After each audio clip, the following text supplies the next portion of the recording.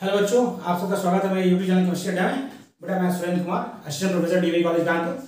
बेटा हम लोग स्टार्ट करने जा रहे हैं नया chapter coordination compounds. Coordination compound बहुत ही इंपॉर्टेंट और इंटरेस्टिंग चैप्टर है बेटा इनऑर्गेनिक केमिस्ट्री का। और इससे यदि हम क्वेश्चन की बात करें तो कम से कम 5 से 7 क्वेश्चन आता है आपका पीजीटी में इस समय जो पूछा जा रहा है पैटर्न पे, और 3 से 5 क्वेश्चन लगभग आपका जीआईसी में पूछा जा रहा है। तो बहुत ही इंपॉर्टेंट चैप्टर है। इसमें क्वेश्चन कई तरह से आते हैं। नॉमेनक्लेचर पे क्वेश्चन आता है बेटा, इसके आईपीसी नॉमेनक्लेचर पे, और उसके बाद आइसोमेरिज पर क्वेश्चन आते हैं, नंबर ऑफ आइसोमर्स पर आते हैं, उसके बाद बॉन्डिंग्स पर आते हैं, पैरामेग्नेटिक कैरेक्टर पर आते हैं, और बहुत सी चीज़ें पूछे जाते हैं। जितनी चीज़ों पर क्वेश्चन बनते हैं सबको हम लोग एक एक करके पढ़ेंगे धीरे धीरे। तो आपको करना क्या है बेटा, हमारे चैनल को अभी तक सब्सक्राइब नहीं किया है, आप पहली बार हमारे वीडियो देख रहे हैं तो पहले चैनल को सब्सक्राइब करिए। प्लेलिस्ट में और बाकी पुराने चैप्टर्स के सारे वीडियो पढ़े हैं उनको भी देखिए, उसको भी साथ में देखिए, और वीडियो पूरा देखिए, साथ में जुड़िए और सीखने का प्रयास करिए। यदि आप जुड़ते हैं और सीखते हैं बेटा तो सिलेक्शन आपका जरूर से जरूर होगा। बट आपको करना क्या है, पूरा वीडियो देखना और अच्छे से तैयारी करनी है और रेगुलर रिवीजन भी करना है, क्योंकि अब चैप्टर हमने लगभग 5 से 7 चैप्टर हम खत्म कर चुके हैं। 15 मतलब हमारा मुश्किल लास्ट चैप्टर हमारा है ये हमारा इनऑर्गेनिक केमिस्ट्री का लास्ट चैप्टर है कोऑर्डिनेशन कंपाउंड। उसके बाद हमारा इनऑर्गेनिक केमिस्ट्री कंप्लीट हो जाएगा, फिर हम फिजिकल डिस्कस करेंगे हम लोग। तो यानी इनऑर्गेनिक लगभग खत्म करने के कगार पर है। तो जो चैप्टर हमने पढ़ा दिए हैं वो सब आपको क्या करना है, रिवाइज करना है और इस चैप्टर को स्टार्ट करना है। तो स्टार्ट करते हैं कोऑर्डिनेशन कंपाउंड की बात करें तो क्या होगा, when two salt solution combine together to form new compound in which constituent ions loss their identity. जो कॉन्स्टिट्यूएंट आयन जिससे यह साल्ट बना है वो अपनी आइडेंटिटी क्या करते हैं, लॉस कर देते हैं, लॉस देयर आइडेंटिटी। ये चीज ध्यान रखिए, constituent ions loss their identity resulting compounds are called complex salt. उसे क्या बोलते हैं, कॉम्प्लेक्स साल्ट कहते हैं। जैसे देखिए FeSO4 को जब रिएक्शन कराते हैं KCl से, पोटेशियम साइनाइड से जब फेरस सल्फेट का रिएक्शन कराते हैं तो आपका बनता है पोटेशियम फेरोसाइनाइड। जो कॉम्प्लेक्स बनता है वो पोटेशियम फेरोसाइनाइड है। पर देखिए इसमें देखिए तो ये आपका सॉल्यूशन जो था ये Fe+ का टेस्ट देगा, सल्फेट आयन का टेस्ट देगा, पोटेशियम का टेस्ट देगा और साइनाइड आयन का टेस्ट देगा। लेकिन जो कॉम्प्लेक्स फॉर्म हो रहा है इसमें फॉर्मूले में आपको दिखेगा पोटेशियम भी है, आयरन भी है, साइनाइड भी है, लेकिन ये टेस्ट जो है जो ब्रैकेट के अंदर है उनका टेस्ट कभी नहीं देगा। यानी ये सॉल्यूशन जो होगा आपका आयनाइज होगा, मतलब ये कंपाउंड आपका आयनाइज होगा तो पोटेशियम का टेस्ट तो देगा ही, लेकिन Fe और Cl- का टेस्ट नहीं देगा। इसी स्फीयर मतलब इसी कॉम्प्लेक्स को कहते हैं कोऑर्डिनेशन कंपाउंड, जो स्फीयर के अंदर रहता है। इसमें क्या क्या टर्म यूज करेंगे उसको हम सीखेंगे।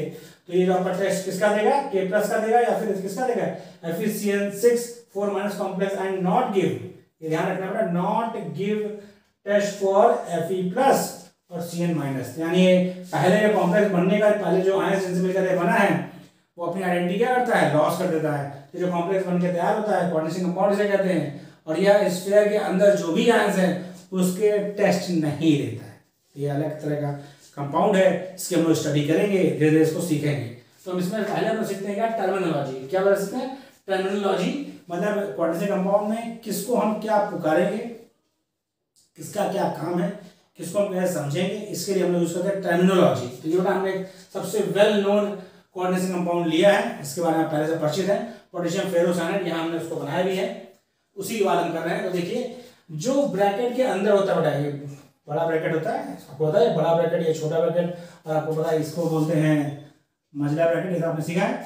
तो जो बड़े ब्रैकेट के अंदर आपका पूरा एक कंप्लीट इंटाइटी उसको बोलते हैं कोऑर्डिनेशन स्फीयर, या इसको और क्या बोलते हैं, इसको बोलते हैं और complex entity, complex entity. Terminology सुनते जाइए बेटा, क्योंकि यही टर्म्स हम लोग यूज करेंगे पूरे कोऑर्डिनेशन कंपाउंड में। तो टर्म्स आपको याद होने चाहिए। तो बेटा क्या बोलते हैं इसको, उसको बोलते हैं बेटा कोऑर्डिनेशन स्फीयर या कॉम्प्लेक्स एंटाइटी। और स्फीयर के लेफ्ट साइड में यहाँ लिखा होगा चाहे राइट साइड में, जो भी आयन होगा वह कहलाता है आपका आयनाइजेशन स्फीयर। क्या बोलते हैं उसको, आयनाइजेशन स्फीयर। यानी कोऑर्डिनेशन कंपाउंड आपका जनरली कोऑर्डिनेशन स्फीयर और आयनाइजेशन स्फीयर से मिलकर बना होता है। ओके बेटा, अब आगे बढ़ते हैं। कोऑर्डिनेशन स्फीयर में जो आपका मतलब कैटायन है ना, लेफ्ट साइड में है तो कैटायन होगा, राइट साइड में होगा तो आयन होगा। तो वो जो आपको उसे बोलते हैं काउंटर आयन। क्या बोलते हैं उसको बोलते हैं काउंटर आयन। ये जो यहाँ पे मैंने +4 और यहाँ पे मैंने -4 लिखा, तो आयनाइज जब होगा बेटा ये आपका टूटेगा किसमें, 4K+ में। तो यानी टोटल +4 चार्ज होगा भाई, 4K+ का मतलब 4 पॉजिटिव चार्ज, और ये जब टूटेगा तो इस पर -4 चार्ज होगा। तो इसलिए मैं इसको डॉटेड से लिखा है, ये भी, तो ये सिर्फ सिंबल दिखा रहा है कि आयनाइज होंगे, तो ये 4K+ में और ये FeCN6 4- में होगा। समझते हैं, बहुत ध्यान से सुनिए। इस कोऑर्डिनेशन स्फीयर में जो मेटल आपका होता है, ये जो मेटल यहाँ पे Fe है, इसको बोलते हैं सेंट्रल मेटल आयन। क्या बोलता है? Central metal ion.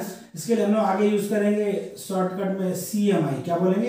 यदि आपको CMI कहते हैं तो आपको समझ लेना है कि हम बात कर रहे हैं सेंट्रल मेटल आयन। किसकी बात कर रहे हैं बेटा? सेंट्रल मेटल आयन की आगे बात कर रहे हैं। इस सेंट्रल मेटल आयन से जो CN जुड़ा है, एक्चुअली इसको बोलते हैं लिगेंड। जो क्या करता है, जो आपका सेंट्रल मेटल आयन है उसके वैकेंट ऑर्बिटल्स हैं, उनमें क्या करता है, लोन पेयर डोनेट करता है, तो लोन पेयर देता है, उसको क्या बोलते हैं? उसको बोलते हैं लिगेंड्स। क्या बोलते हैं? लिगेंड्स। क्या बोलते हैं इसको? लिगेंड्स। यहाँ पे लिगेंड क्या है? यहाँ पे आपका लिगेंड CN है।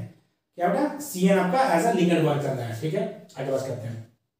जो लिगेंड की संख्या बेटा 6 पर मैंने ऑर्डर कर रखा है, इसको बोलते हैं कोऑर्डिनेशन नंबर ऑफ CMI। क्या बोलते हैं? सेंट्रल मेटल आयन का कोऑर्डिनेशन नंबर। कोई भी सेंट्रल मेटल आयन जितने कोऑर्डिनेट बॉन्ड फॉर्म करता है वह उसका कोऑर्डिनेशन नंबर कहलाता है। क्या कहलाता है? Coordination number. यदि वो 4 कोऑर्डिनेट बॉन्ड फॉर्म करेगा तो कोऑर्डिनेशन नंबर 4 होगा। 5 फॉर्म करेगा 5 होगा। जितने कोऑर्डिनेट बॉन्ड फॉर्म करेगा वह उसका कोऑर्डिनेशन नंबर कहलाता है। इतनी चीजें आपको बड़ा ध्यान रखनी है, पता होनी चाहिए, और एक एक करके हम लोग इसको डिस्क्राइब करेंगे, सब चीजों की बात होगी। इसे कॉपी कर लीजिए, उसके बाद हम आगे बढ़ते हैं। कॉपी कर लीजिए,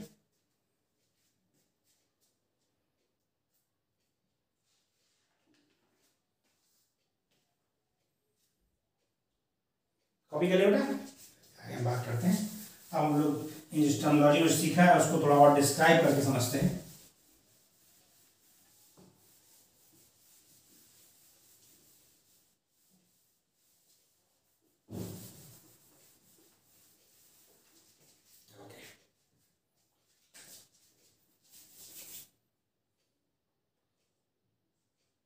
हम बात कर रहे हैं कोऑर्डिनेशन स्फीयर, कोऑर्डिनेशन स्फीयर और complex entity.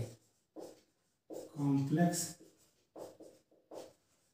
Entity, coordination sphere और कॉम्प्लेक्स एंटाइटी क्या होता है? ये होता है it is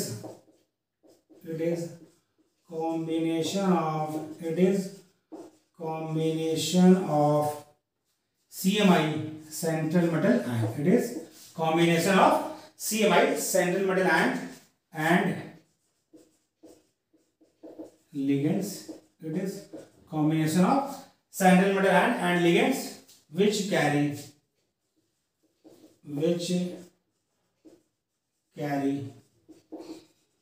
either positive charge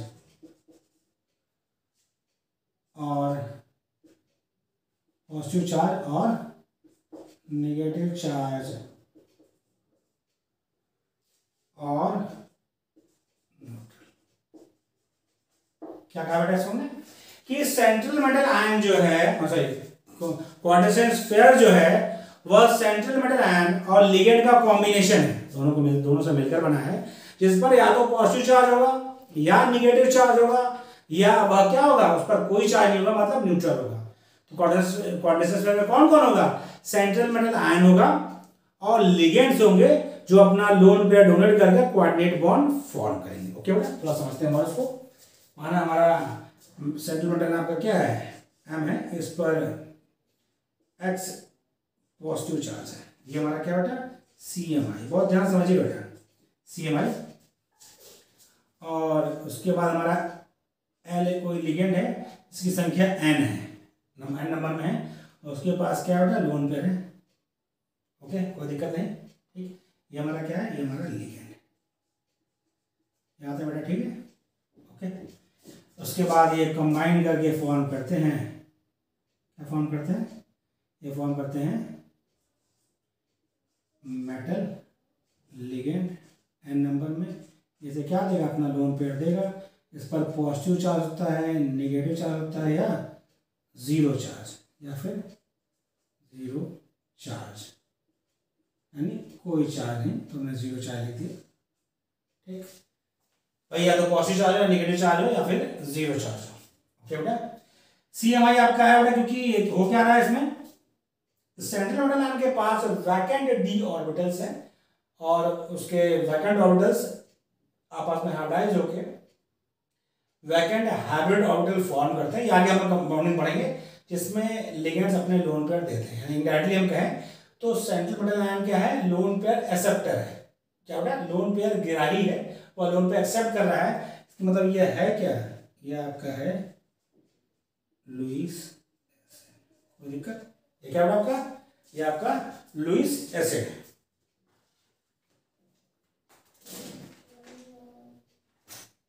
ये क्या होगा आपका लुईस एसिड है, ठीक, कोई दिक्कत नहीं।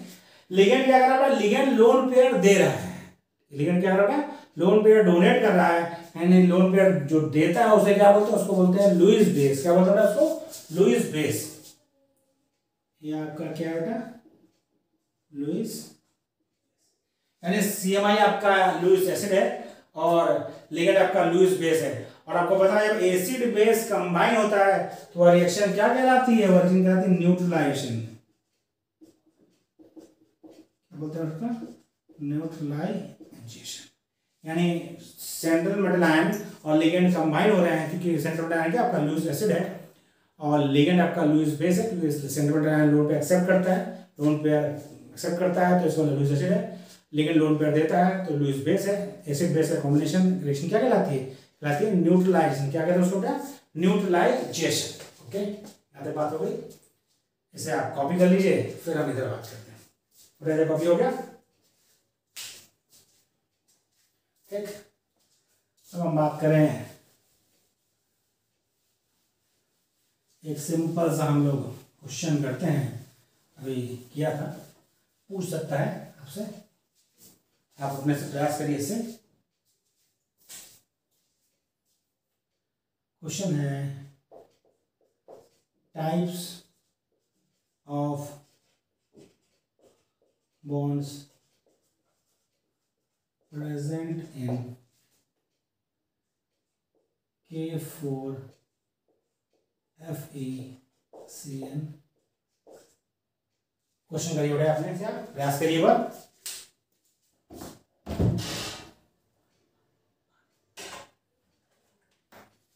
आप खुद से ट्राई करिए बेटा, ठीक, क्वेश्चन करिए। चलिए हम अपने प्रयास कर लिया, वीडियो को पॉज करके आप खुद कर लीजिए। पहले हम लोग इसको देखते हैं बेटा, आपका जो K4 FeCN6 है, जब ये आयनाइज होगा तो क्या बनाएगा, 4K प्लस FeCN6 -4। ओके, तो पहली बात तो पहला बॉन्ड आपका होगा क्या, आयनिक बॉन्ड हो गया।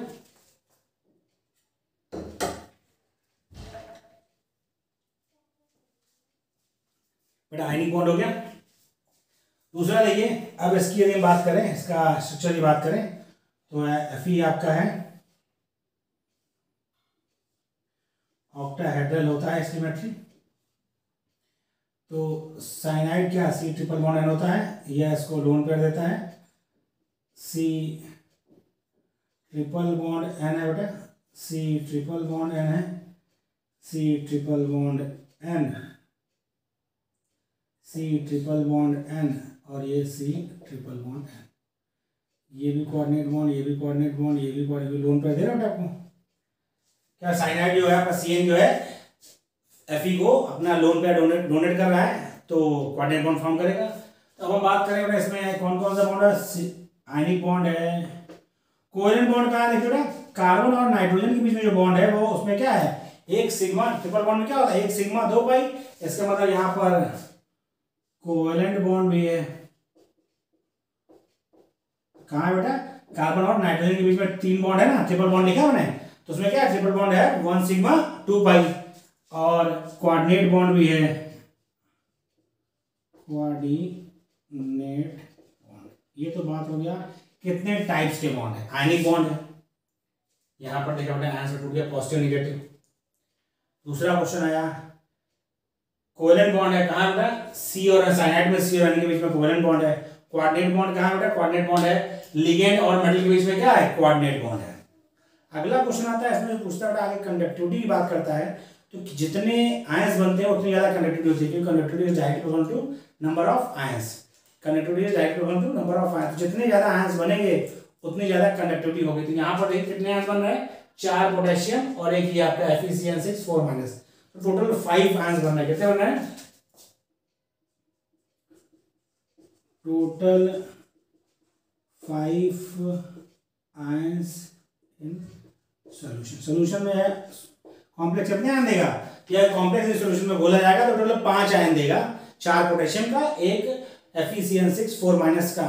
ठीक है बेटा। अब आते हैं आपसे सिग्मा बॉन्ड पाई बॉन्ड पूछ ले, इसमें कितने सिग्मा कितने पाई हैं। तो हम बात करें यदि नंबर ऑफ सिग्मा बॉन्ड की, तो देखिए बेटा समझिए भाई, CN आपका एक CN में कितने सिग्मा है, एक सिग्मा 2 पाई है, तो 6 CN है, तो 6 सिग्मा तो CN में हो गया। और जो कोऑर्डिनेट बॉन्ड है उसे क्या बोलते हैं, उसे भी ट्रीटेड एज सिग्मा बॉन्ड। तो 6 कोऑर्डिनेट बॉन्ड से 6 सिग्मा मिला, और CN में क्या ट्रिपल बॉन्ड में एक सिग्मा 2 पाई होता है, तो कितने सिग्मा हो गए, 6 दूनी 12, 12 सिग्मा हो गए। अब पाई बॉन्ड पूछा जाए, नंबर ऑफ पाई बॉन्ड्स पूछ लें तो कितना होगा। नंबर ऑफ पाई बॉन्ड्स की बात करें तो देखिए बेटा भाई, C ट्रिपल बॉन्ड N में क्या होता है, एक C ट्रिपल बॉन्ड N में एक सिग्मा 2 पाई है, यानी कहा जाए तो एक CN में 2 पाई बॉन्ड है। तो कितने CN हमारे पास हैं, 1 2 3 4 5 6 CN है बेटा। तो एक CN में 2 पाई बॉन्ड, तो 6 CN में 12 पाई बॉन्ड।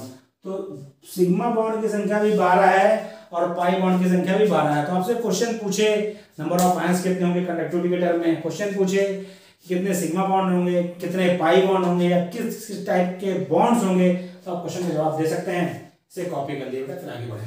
इधर कॉपी कर लिए वो।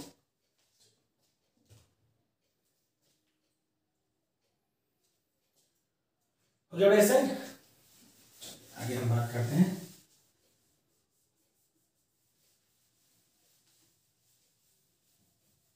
अब हम अगला टर्म सीखते हैं, वो है आपका कोऑर्डिनेशन नंबर। नेक्स्ट जो हम टर्म सीखेंगे वो है कोऑर्डिनेशन। हमारा अगला जो टर्म हम सीखने जा रहे हैं वो क्या है, वो है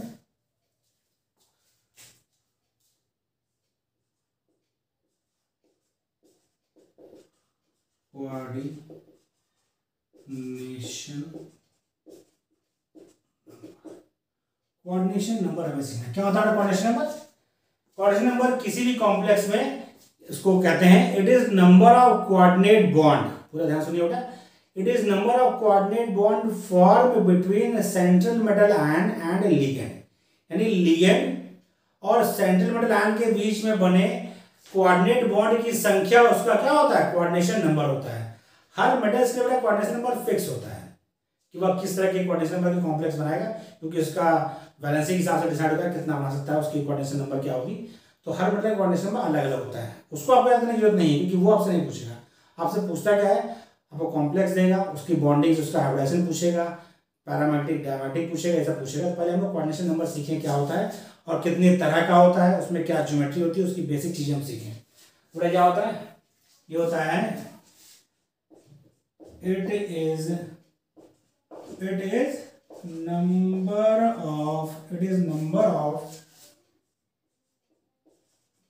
number of coordinate bonds. It is number of coordinate bonds formed between CMI and ligands. It is number of coordinate bond formed between central metal ion and ligand. ligand और central metal ion के बीच कितने coordinate bond form करते हैं, वह उस complex का coordination number कहलाता है। ठीक है बेटा।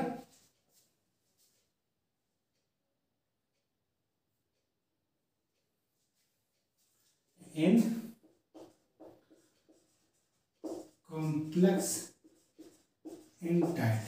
कॉम्प्लेक्स एंटाइटी या कोऑर्डिनेशन स्फीयर। ठीक है, कोऑर्डिनेशन स्फीयर में सेंट्रल मेटल आयन और लिगेंड्स बीच में जितने कोऑर्डिनेट बॉन्ड फॉर्म होते हैं वो उसका कोऑर्डिनेशन नंबर कहलाता है। अब आते हैं हम लोग सीखते हैं कुछ एक टेबल सीखते हैं हम लोग, कोऑर्डिनेशन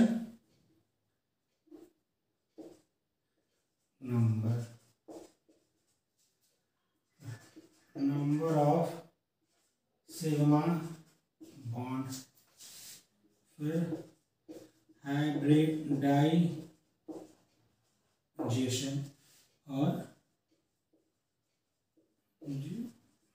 ओके। हम सीखते हैं क्या क्या क्या क्या संभावना है। तो देखिए, यदि कोऑर्डिनेशन नंबर आपका 2 है तो 2 सिग्मा बनेगा, हाइब्रिडाइजेशन एसपी होगा, ज्योमेट्री क्या होगी, लीनियर। कोऑर्डिनेशन नंबर यदि आपका 3 है तो 3 सिग्मा होगा, आपका हाइब्रिडाइजेशन sp2 होगा, ज्योमेट्री क्या होगी, ज्योमेट्री होगी ट्राइगोनल।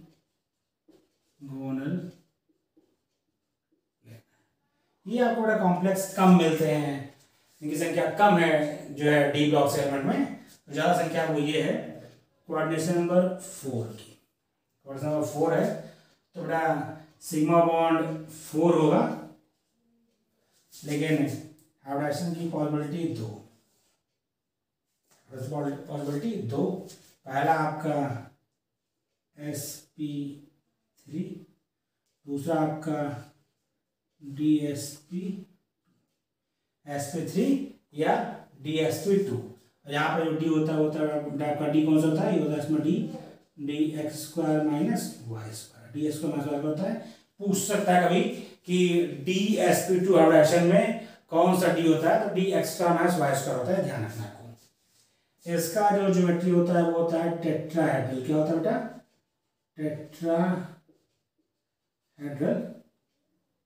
टेट्राहेड्रल और इसका जो ज्योमेट्री होता है स्क्वायर प्लेनर। क्या होता है बेटा, स्क्वायर प्लेनर। तो आपको हमने 3 जगह इधर बता रहे हैं क्या बेटा, इसको बोलते हैं आउटर ऑर्बिटल कॉम्प्लेक्स। क्या बोलते हैं बेटा, आउटर ऑर्बिटल कॉम्प्लेक्स। क्यों कहते हैं आउटर ऑर्बिटल कॉम्प्लेक्स, इसकी बात हम लोग बॉन्डिंग पढ़ेंगे तब सीखेंगे। अभी आप सुन लीजिए कि यदि हाइब्रिडाइजेशन sp3 है तो वह आउटर ऑर्बिटल कॉम्प्लेक्स है, क्योंकि इसमें जो है वैलेंस सेल का आपका जो है s और वैलेंस सेल का p इन्वॉल्व होता है। इसमें क्या होता है आपका d पहले लिखा होना मतलब इनर, यानी वैलेंस सेल की जो अंदर सेल है, p अल्टीमेट सेल है, उसका d होता है। इसको बोलते हैं इनर ऑर्बिटल कॉम्प्लेक्स भी कहते हैं। क्या कहते हैं, इनर ऑर्बिटल कॉम्प्लेक्स भी कहते हैं। क्या कहते हैं, इनर ऑर्बिटल कॉम्प्लेक्स भी कहते हैं। धीरे धीरे हम सीखते हैं, धीरे आगे बढ़ते हुए। ये क्वेश्चन हो गया बेटा, इधर कॉपी कर लिया। यहाँ तो बात हो गई आपकी कोऑर्डिनेशन नंबर 4 तक की। अब कोऑर्डिनेशन नंबर 5 हो तब क्या होगा, कोऑर्डिनेशन नंबर 5 हो तो सबके बड़े हम लोग एग्जाम्पल वो सीखेंगे, इसकी बॉन्डिंग सीखेंगे, बैलेंस बॉन्ड थ्योरी, तो सब चीज़ों बात होगी। अभी आप सिर्फ सीखिए ये कि क्या क्या होता है, मतलब बेसिक्स पहले आपने जहन में बैठाइए, फिर उसका हम लोग एप्लीकेशंस आगे करते जाएंगे। अगला बेटा क्या है आपका, कोऑर्डिनेशन नंबर यदि 5 है, कोऑर्डिनेशन नंबर क्या है बेटा, कोऑर्डिनेशन नंबर 5 है, ये क्या है बेटा आपका, हम यहाँ लिख दें थोड़ा सा, ये आपका है कोऑर्डिनेशन नंबर। ये आपका क्या था बेटा, नंबर ऑफ सिग्मा बॉन्ड। फिर क्या था आपका, फिर था आपका हाइब्रिडाइजेशन, और लास्ट में था आपका geometry. Okay, coordination number of sigma bond, hybridization और ज्योमेट्री। कोऑर्डिनेशन नंबर 5 है तो कोऑर्डिनेशन नंबर 5 है तो सिग्मा बॉन्ड में बेटा क्या कोऑर्डिनेट बॉन्ड 5 बनेंगे। नंबर सिग्मा बॉन्ड का है, या इसको ये भी सकते हैं number of coordinate bond, number of coordinate bond भी कह सकते हैं। ठीक, 5 हो गया। अब इसमें बेटा 2 पॉसिबिलिटी, यहाँ भी 2 पॉसिबिलिटी, क्या, या तो आपका DSP3 हो या SP3D हो। क्या होता, DSP3 हो या SP3D हो। क्या हो, DSP3 हो या SP3D हो। इसमें क्या होता है, इसमें इसको वही बात है, डी पहले लिखा है तो ये आपका क्या है, इनर ऑर्बिटल कॉम्प्लेक्स। क्या होता है आपका, इनर ऑर्बिटल कॉम्प्लेक्स। और sp3d क्या होता है आपका, आउटर ऑर्बिटल कॉम्प्लेक्स। ओके, दोनों ही केस में जो ज्योमेट्री होगी वो सेम होगी। क्या होगी, ट्राइगोनल बाइपिरामिड,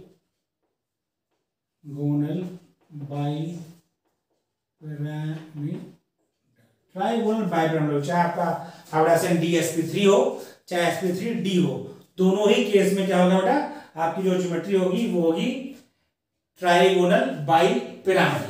नेक्स्ट बात करें हम, कोऑर्डिनेशन नंबर 6 हो तो 6 ही सिग्मा 1 बनता है बेटा आपका, 6 कोऑर्डिनेशन नंबर 6 सिग्मा 1 बनेगा।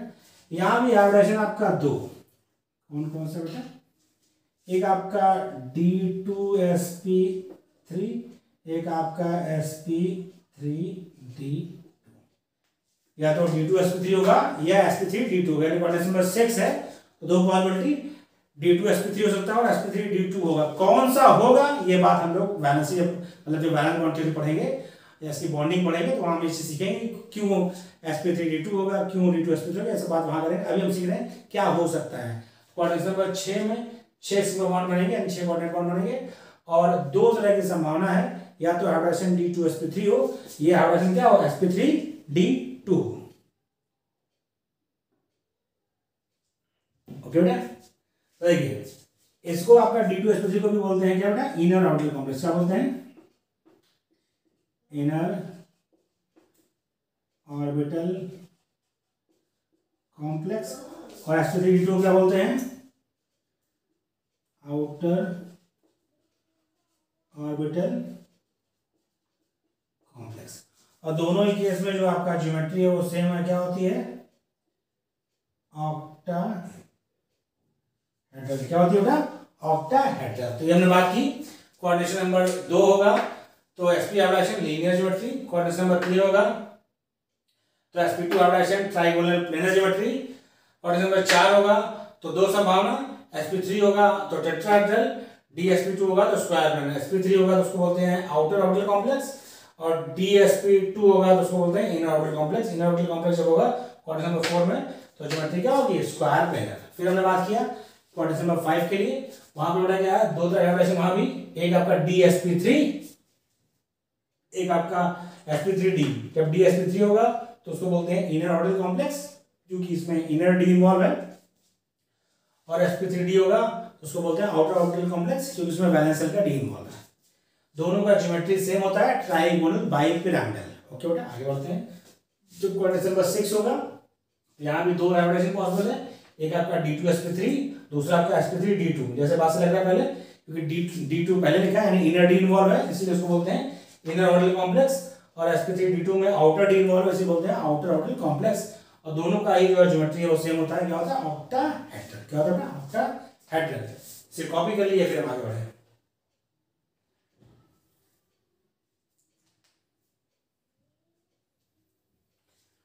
हो गया बेटा इधर का।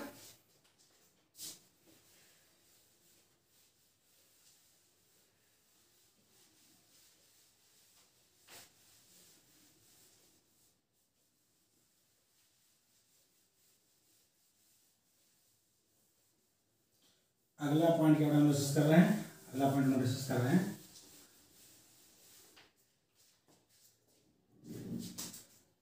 Charge on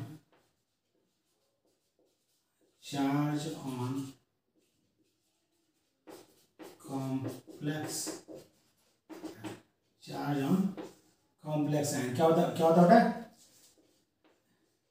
it is algebraic sum of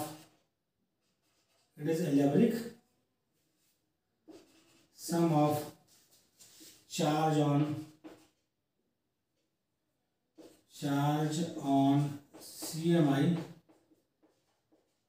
and ligand।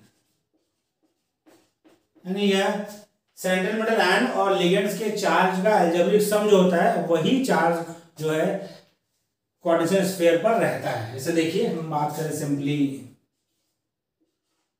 Fe CN6 4 minus की बात की जाए तो यहाँ पर देखिए आपका Fe पर +2 चार्ज है और Cn माइनस आपको होता है साइन आपका Cn माइनस होता है, तो देख लेते हैं।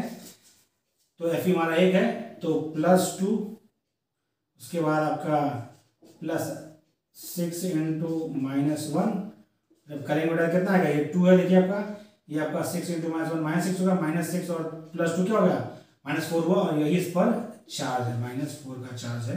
इससे सिद्ध होता है कि दोनों का जो आपका सेंट्रल बॉन्ड आयन है और लिगेंड्स के चार्ज का एल्जेब्रिक सम ही उस स्फीयर पर चार्ज होता है। अगला देखिए हम लोग सकते हैं, नेक्स्ट हम लोग क्या सीखेंगे, लिगेंड। क्या होगा लिगेंड्स, इसमें सीखेंगे ligands.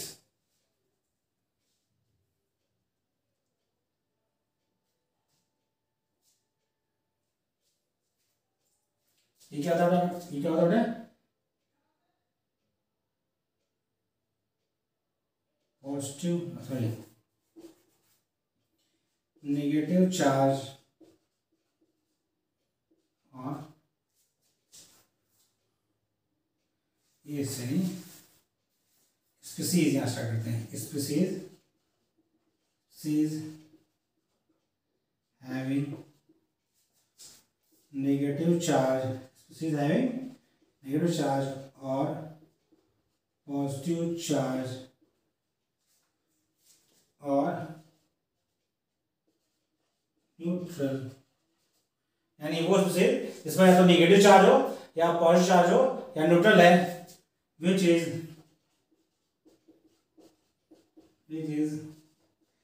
directly bonded with CMI through coordinate bond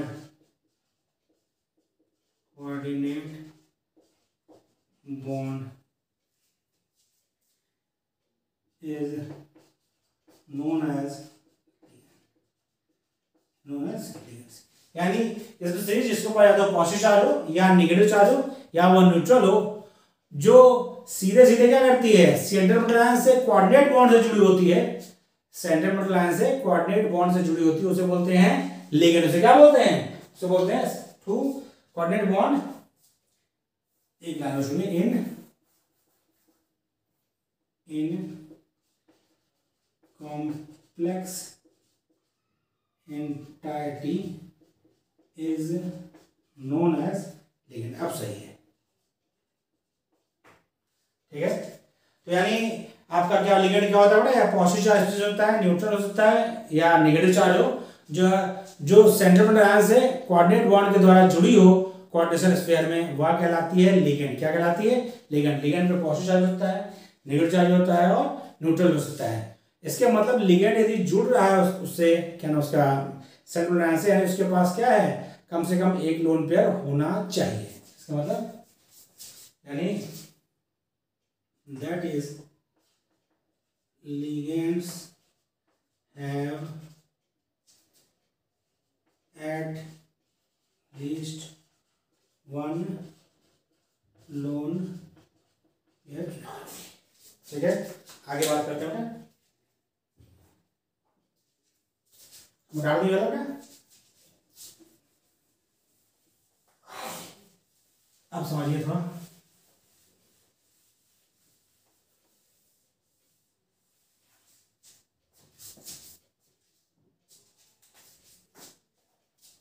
in ligand, आगे बढ़िए, in ligand atom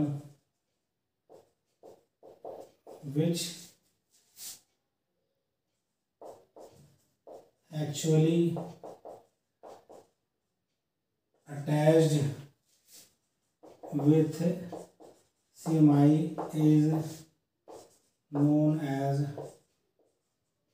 donor atom। क्या बोलते हैं उसको, यानी लिगेंड में वह एटम जो वाकई में जुड़ा है, लिगेंड आपका मॉलिक्यूल होगा, कम से कम 2 मॉलिक्यूल उसमें होंगे, या हो सकता है मोनोटॉमिक भी हो, तो जो एक्चुअली जो रियल में जुड़ा रहेगा सीएमआई से, वो कहलाता है, वो कहलाता है डोनर एटम। क्या कहलाता है उसको बोलते हैं donor atom.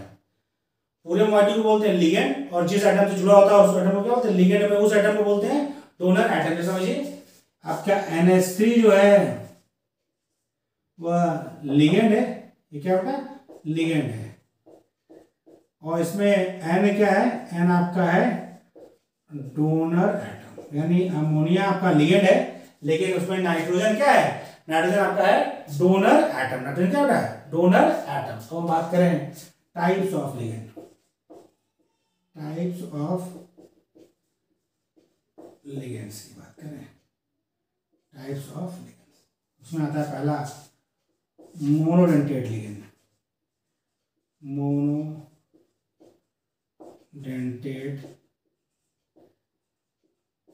Ligands. Monodentate ligand बात से लग रहा है, मोनो मतलब सिंगल, डेंटेट मतलब number of coordinate bond form by, क्या हो रहा है ये ligands, ligands which form only one coordinate, ligands which form only one coordinate bond, ligands which form only one coordinate bond with CMI is, ligands which form only one coordinate bond with CMI is known as, यानी वो ligand जो CMI से सिर्फ और सिर्फ एक coordinate bond form करते हैं वो क्या कहलाते हैं, वो कहलाते हैं monodentate ligand, known as, k oblique a का मतलब known as monodentate ligand, monodentate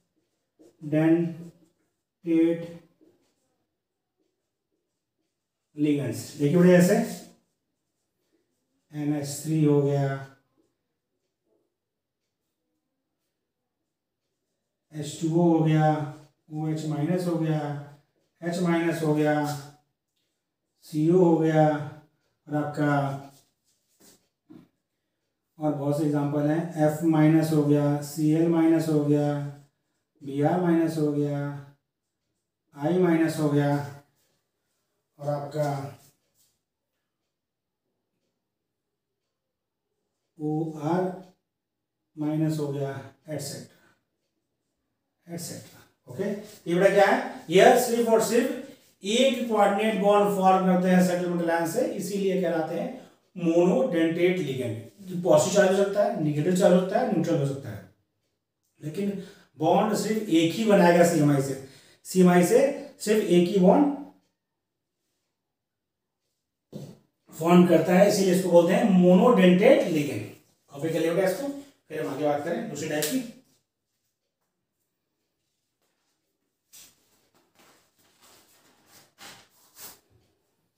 इधर हो गया आपका, ठीक है। अब हम बात करते हैं दूसरा बाइडेंटेट लिगेंड की। बाइडेंटेट लिगेंड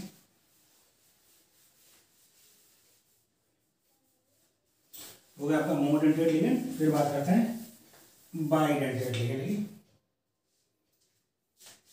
दूसरा आपका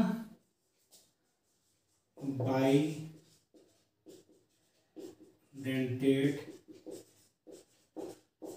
लिगेंड्स। बाइडेंटेट लिगेंड क्या होता है, ligands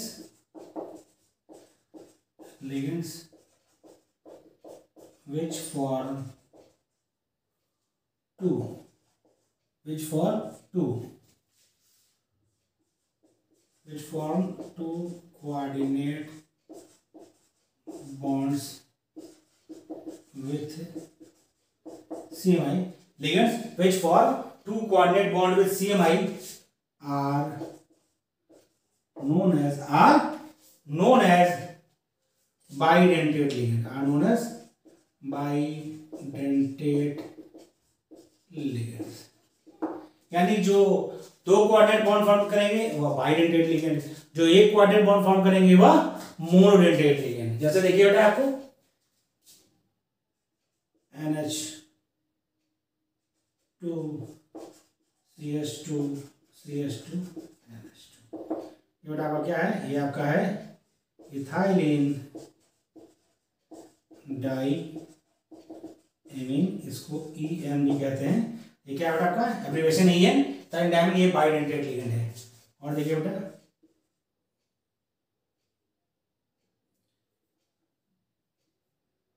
C double bond O minus, C double bond O minus. ये भी आपका क्या बेटा, इसको बोलते हैं ऑक्सीलेटो,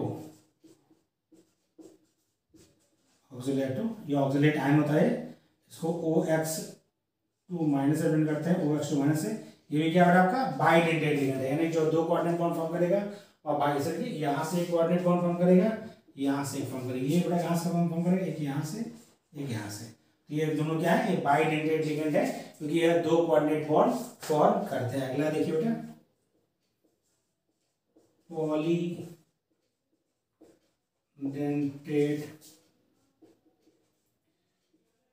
ligands। पॉलीडेंटेट लिगेंड्स क्या होता है, ligands which form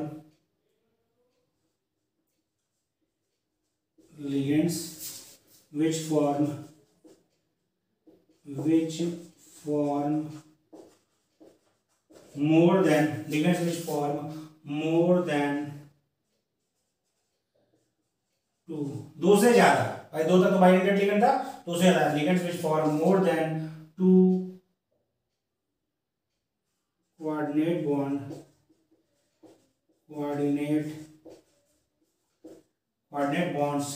with CMI are known as polydentate ligand, यानी वो लिगेंड्स जो कोऑर्डिनेट बॉन्ड मतलब कि CMI से दो से ज्यादा कोऑर्डिनेट बॉन्ड फॉर्म करते हैं, वो क्या कहलाते हैं, वो कहलाते हैं पॉलीडेंटेट लिगेंड। जो एक कोऑर्डिनेट बॉन्ड फॉर्म करेगा मोडेंटेट लिगेंड, जो दो कोऑर्डिनेट बॉन्ड फॉर्म करेगा बाइडेंटेट लिगेंड, दो से ज्यादा करेगा तो पॉलीडेंटेट लिगेंड। हम एग्जांपल लिखते हैं बेटा, ये हो गया।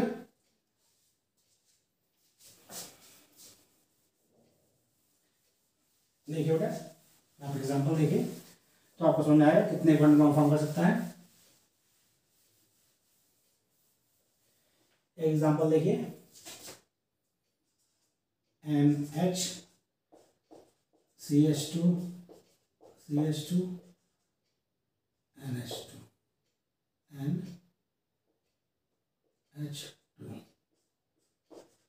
CH2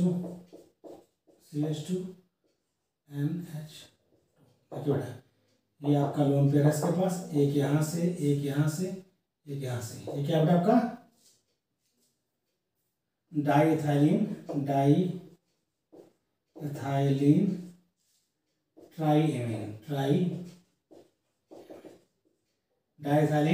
ट्राइएमीन इसका नाम है। ये क्या बेटा, ये है ट्राइडेंटेट। क्या बेटा, ट्राइडेंटेट, तीन डेंटेट्स की है। पॉलीडेंटेट एग्जांपल है, तीन क्वाड्रेंट फॉर्म करे, एक यहाँ से एक यहाँ से एक यहाँ से। और अगला देखिए, नेक्स्ट आप CH2 N CH2CO minus CH2CO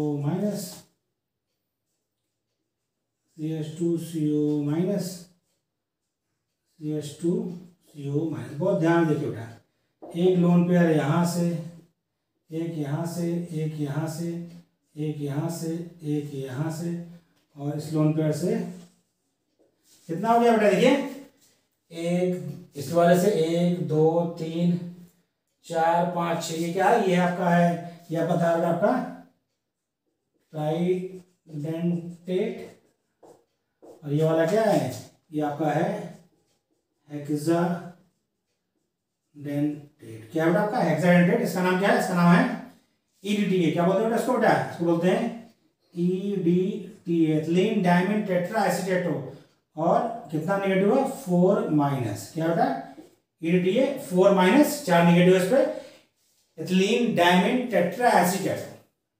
diamine tetra एसीटेटो -4 charge पर है। तो क्या है, ये है आपका हेक्साडेंटेट। क्या है हेक्साडेंटेट, 6 कोऑर्डिनेट बॉन्ड फॉर्म करता है। कितने फॉर्म करता है, 6 कोऑर्डिनेट बॉन्ड फॉर्म करता है। इधर हो गया आपका। फिर आपको हम कुछ और सीखते हैं इसके अलावा, कॉपी कर लिया बेटा बाइडेंटेट का। अब आपको एक स्पेशल टाइप सिखाते हैं एम्बीडेंटेट लिगेंड का। ये क्या होता है भाई, एम्बीडेंटेट लिगेंड।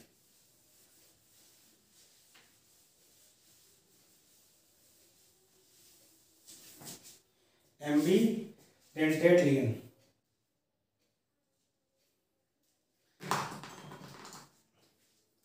हम सीखेंगे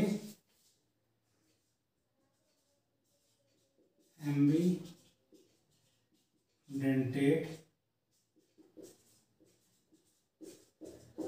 लिगेंड्स। ये क्या होता है? Anionic ligands. Anionic ligands, negative charge ligands होता है anionic ligands which have more than one, which have more than one donor sites। इसके पास क्या होगा? एक से ज्यादा डोनर साइट्स हो। सीधी बात है, एक से ज्यादा डोनर एटम भी होंगे, राइट? इसको बोलते हैं donor atom. But at one time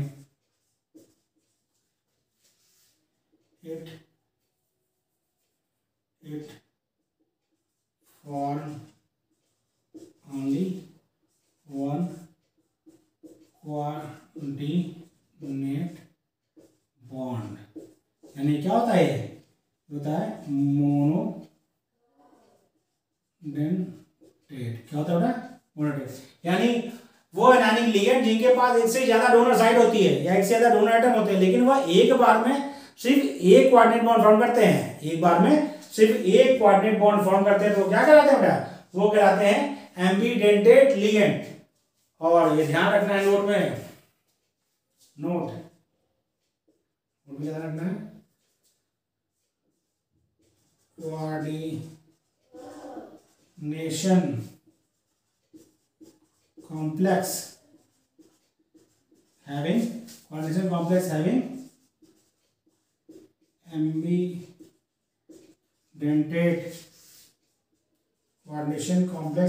ambidentate ligands show linkage isomer। ये ध्यान रखना बेटा, हम लोग आगे पढ़ेंगे आइसोमेर तो वहाँ बात होगी लिंकेज आइसोमेर की। इसमें क्या होता है कि आपका स्ट्रक्चर फॉर्मूला सेम होता है, लेकिन लिंकेज अलग अलग एटम्स होता है, उन्हें बोलते हैं लिंकेज आइसोमर्स। तो जो वो लिगेंड जिनके पास एम्बीडेंटेड मतलब वो कोऑर्डिनेशन कंपाउंड जिनमें एम्बीडेंटेड लिगेंड प्रेजेंट होगा वह लिंकेज आइसोमर शो करेंगे। हम लोग कुछ सीखते हैं। देखिए जैसे आपका CN और NC, देखिए इसका नाम है साइनो और ये आपका आइसो साइनो, ठीक है? साइनो आइसोनो। यहाँ पर कोऑर्डिनेशन इससे होगा, यहाँ पर इससे। मैंने इसे एरो दिखा दिया है, साइनो और आइसोसाइनो। साइनो में क्या होगा? कार्बन से कोऑर्डिनेट बॉन्ड फॉर्म होगा, यानी carbon as a donor atom work करेगा।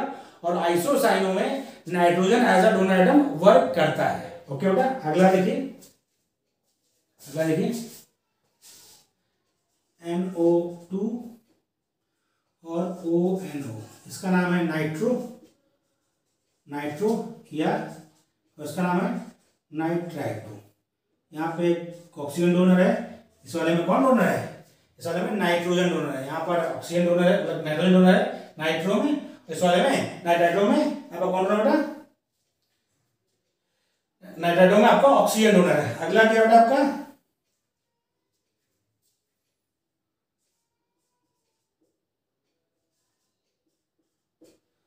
HCN माइनस और NCS माइनस। इसमें आपका थायोसाइनेटो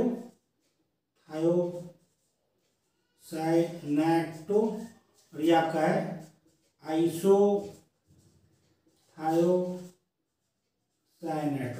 थायोसाइनेटो और आइसोथायोसाइनेटो। क्या है?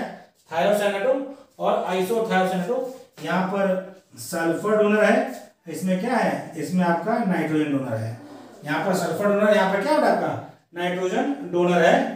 ये आपको ध्यान रखना है कि नेगेटिव चार्ज लिगेंड जिसके पास एक से ज्यादा डोनर एटम होगा या डोनर साइट होगी वह, लेकिन ध्यान रखना है कि वह हमेशा बिहेव करेगा एज अ मोनोडेंटेड लिगेंड। जैसे देखिए CN और NC में क्या है? आपका CN में कार्बन डोनर है और NC में नाइट्रोजन डोनर है, CN का नाम है साइनो, इसका नाम है आइसोसाइनो। ओके, दिख रहा है क्वेश्चन। NO2 और ONO सेम मेरा फॉर्मूला है, बस यहाँ पर नाइट्रोजन डोनर है तो नाइट्रो NiTRO, और ON ऑक्सीजन डोनर है तो नाइट्रेटो NiTR, नाइट्रो और नाइट्रेटो, नाइट्रेटो लिखा तो है NiTRATO, नाइट्रेटो, यहाँ पर नाइट्रो, यहाँ नाइट्रेटो।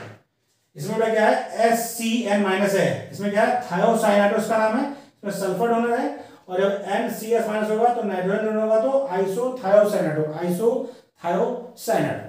तो ये क्या होता है, ये एम्बिडेंटेट लिगेंड है, ये जब प्रेजेंट होंगे कार्टेशियन कंपाउंड में तो कार्टेशियन कंपाउंड आपका लिंकेज आइसोमरेज शो करेगा।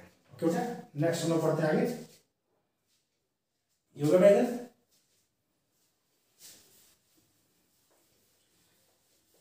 नेक्स्ट लिगेंड जो हमें सीखना है वो क्या है, वो आपका है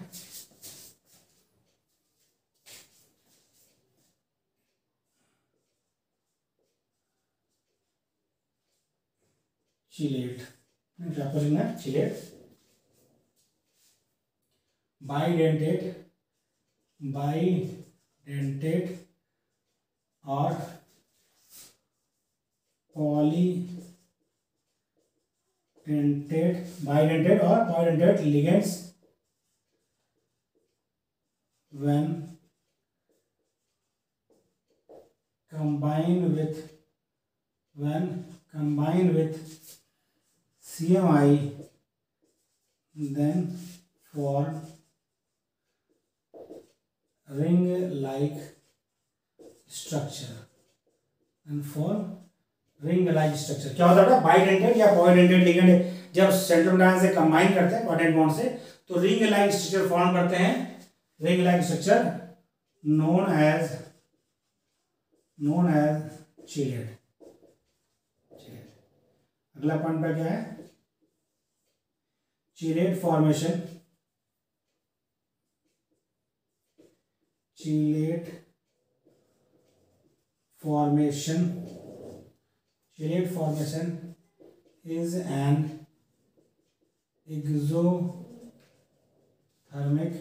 an exothermic process, hence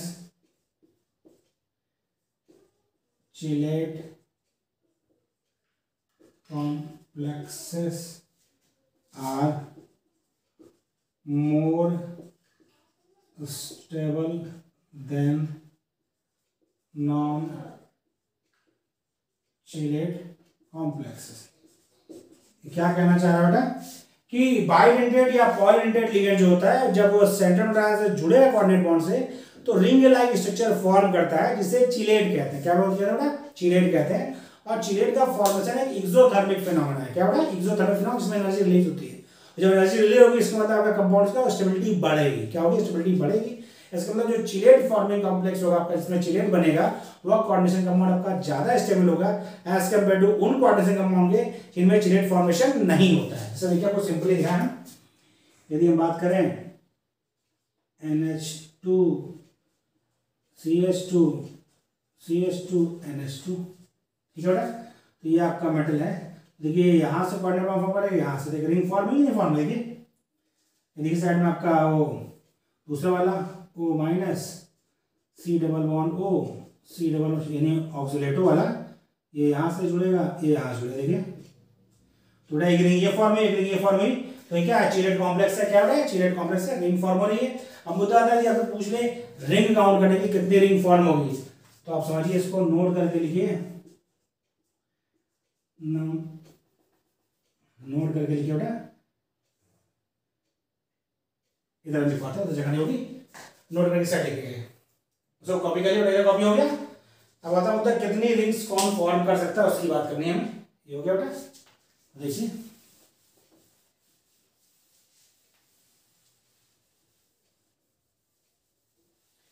यानी आपसे पूछे कि स्टेबिलिटी डिपेंड करती है रिंग्स पर। Stability of chelate complex is directly equal to number of rings. यदि स्टेबिलिटी पूछ ले आपसे तो stability of chelate complex is proportional to number of rings, कितने रिंग बन रही है इस पर डिपेंड करती है चिलेट कॉम्प्लेक्स की स्टेबिलिटी। नंबर ऑफ रिंग कैसे निकालते हैं? Number of rings form bye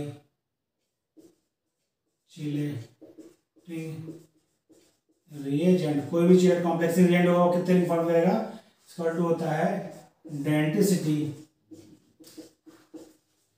-1, जितना उसकी डेंसिटी होगी उससे एक कम कर दीजिए, वह उतना रिंग फॉर्म करेगा। जैसे देखिए आप यहाँ देखिए EN आपका क्या है? बाइडेंटेड लिगेंड है, एथिलीन डायमीन, हमने बताया आपको बाइडेंटेड लिगेंड है। और ये क्या है? ऑक्सीलेटो है, ये भी क्या है? बाइडेंटेड लिगेंड है। बाइडेंटेड लिगेंड है तो उसने क्या किया? डेंसिटी उसकी 2 ही, तो कैसे बनाता है रिंग का? नंबर ऑफ रिंग क्या होगा? डेंसिटी -1, तो 2 - 1 1, यानी एथिलीन डायमीन भी एक रिंग फॉर्म करेगा और ऑक्सीलेटो भी एक रिंग फॉर्म करेगा। फिर हमने एक कॉम्प्लेक्स बना था आपका EDTA है, उसका दिखाते हैं आपको। CH2 and CH2 C